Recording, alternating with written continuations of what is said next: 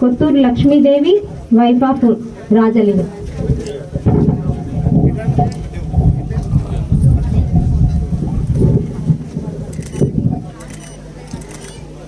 మాన్యం చిన్నలక్ష్మి సామల లేని నిరుపేదలకు మనం ఇవ్వడం జరిగింది. దీంతో పాటుగా ఇంకేమైనా దరఖాస్తు కనుక మీరు సమర్పించాలని జరిగితే పరిశీలించి కూడా అవి తగు చర్యలు తీసుకోవడం జరుగుతుంది. ఆంజనేయులు అంజావా భర్త పేరు రాజనర్సయ్య.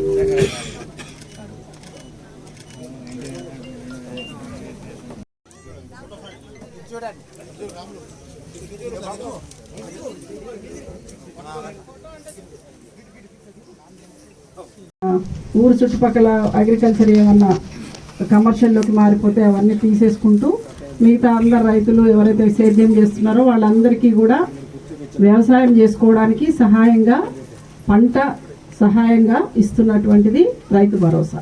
సో ఆ రైతు భరోసా ప్రొసీడింగ్స్ కూడా ఇస్తారు. అవి ఎంతమంది ఉన్నాయన్నది ఇప్పుడు మీకు మళ్ళీ వివరాలు చదువుతున్నాము. అంటే మీకు ఫస్ట్ స్కీమ్ చెప్తున్నాం. తర్వాత ఆత్మీయ భరోసా అంటే అస్సలు భూమి లేనికుండా కేవలం ఉపాధి హామీలో పనిచేస్తూ గత సంవత్సరంలో 20 రోజులు పనిచేసిన కుటుంబాలకి ఇస్తున్నారు. అయితే అందులో ఏమైందంటే మనకి ఫస్ట్ ఉపాధి హామీ కార్డు ఎవరి పేరు మీద ఉంది వాళ్ళది కాకుండా మొత్తం కుటుంబం అంతటికీ కలిపి ఇస్తున్నాం అనేటప్పుడు ఆ కుటుంబంలో ఎవరో ఒకరికి గుంట అట్లా ఉంటే అవి కూడా ఇందులో ఆడవడం జరిగింది. ఎందుకంటే దాన్ని వెరిఫై చేసి తీసేయలేదు మనం.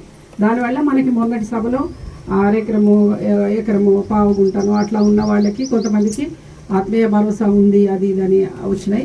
సో వాటిని కూడా తీసేసి పూర్తిగా ఎవరికైతే భూమి లేదో వాళ్ళకి ఇందిరమ్మ ఆత్మీయ భరోసా కింద 2 విడతలుగా 6,000 రూపాయలు ఇవ్వడం జరుగుతుంది. ఉపాధి హామీలో ఖచ్చితంగా 20 రోజులు పనిచేసి ఉండాలి ఆ ఫ్యామిలీ. అదేవిధంగా రైతులకి పంట సాయం కింద రైతు భరోసా ఇవ్వడం జరుగుతుంది. అది కూడా 2 విడతల సాయం. అదేవిధంగా ఇందిరమ్మ ఇల్లు స్థలము ఉండి ఇల్లు లేని వాళ్ళు పేదవాళ్ళు మాత్రమే. మళ్ళీ ఇల్లు లేని వాళ్ళు ఇప్పుడు నాకు ఇల్లు లేదనుకుందాం, నాకు ఇల్లు జాగా ఉంది కానీ నాకు ఇయ్యరు ఎందుకంటే నాకు అర్హత లేదు. సో అర్హత ఉండి ఇంటి స్థలం ఉండి ఉన్న వాళ్ళకి ఇప్పుడు ఇవ్వడం జరుగుతుంది. ఎంతమంది ఉన్నారండి? 27 మందికి. తర్వాత 111 మందికి ఇందిరమ్మ ఇళ్ళకి సంబంధించి. తర్వాత రైతు భరోసా 591 మందికి.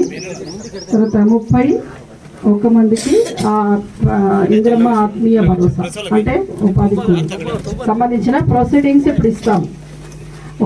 కొన్ని ప్రొసీడింగ్స్ కూడా ఇచ్చేస్తాం. ఎందుకంటే మిగతా ఇంకా 3 కార్యక్రమాలకు సంబంధించి ఇవ్వాల్సింది కాబట్టి ఇచ్చేస్తాం.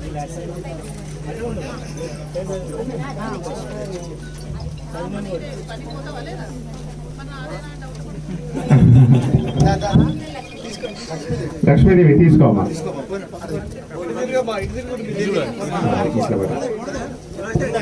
మలయాళ చిన్నలక్ష్మి,